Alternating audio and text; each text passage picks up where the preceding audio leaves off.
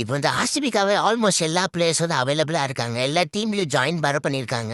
சில பிளேயர்ஸ் தவிர எஸ்ருட் வந்து ஃபர்ஸ்ட் கொஞ்சம் மேட்சஸ்ல வந்து மிஸ் பண்ணுவாருன்னு சொல்லி நியூஸஸ் வந்திருக்கு. அது மட்டும் இல்லங்க, யுவன் துஷாருக்கு வந்து ஃபிட்னஸ் கிளியரன்ஸ் கொடுத்தா மட்டும்தான் வந்து ஐபிஎல் ஜாயின் பண்ண முடியும். ரோமாரோ ஷெப்பருக்கு வந்து ஓ மாரியோ சாங்க போட்டு தரமான என்ட்ரன்ஸ் வீடியோ வந்து கிரியேட் பண்ணிருப்பாங்க ஆர்சிபி. ரோமாரோ ஷெப்பர் வந்து ஆர்சிபிக்குள்ள ஜாயின் பண்ணிட்டாப்ல ஒரு டீம் மட்டும் சும்மா பக்கு பக்குன்னு இருக்கும். அதுக்குமா எஸ்ஜேஆர் வந்து இந்த சீசனுக்கு வந்து அவைலபிள் இல்ல, சின்ன பிரச்சனைனால இல்லன்னு சொல்லி நியூஸஸ்லாம் வந்திருக்குங்க. இப்ப யூரா அவைலபிள் இல்லைன்னா ஆர்சிபி கொஞ்சம் பவுலிங்ல ஃபோக்கஸ் பண்ண வேண்டியதா இருக்கும். இந்த வருஷம் நிறைய இன்ஜுரிஸ்ங்க, பெரிய பெரிய ஆஸ்திரேலியன் பிளேயர்ஸ் வர அடிபட்டிருக்கு. அந்த இன்ஜுரிஸ்ல SRS versus RCB first match வந்து டிக்கெட்ஸ் நேற்று லைவா விட்டுருப்பாங்க. விட்ட ஒரு நிமிஷத்துல மேட்ச் டிக்கெட்ஸ் எல்லாமே சோல்ட் அவுட். இந்த வருஷம் ஆர்சிபி சம்பவம் பண்றது உறுதிங்க. சரிங்க, நம்ம அடுத்த வீட்டுல வந்து ஆர்சிபியோட பிளேயிங் லெவனை வந்து ப்ரெடிக்ட் பண்ணுவோம் என்னவா இருக்கும்னு. நீங்க மறக்காம கமெண்ட்ல சொல்லுங்க ஆர்சிபி பிளேயிங் லெவன் என்னவா இருக்கும்னு. யாரு பிளேயிங் லெவன் வந்து என்னோட மேட்ச் ஆகுதோ உங்க பேரை வந்து அடுத்த வீடியோ சொல்ற. அது மட்டும் இல்லாம உங்க கமெண்ட் பின் பண்ணி வைக்கிறேன்.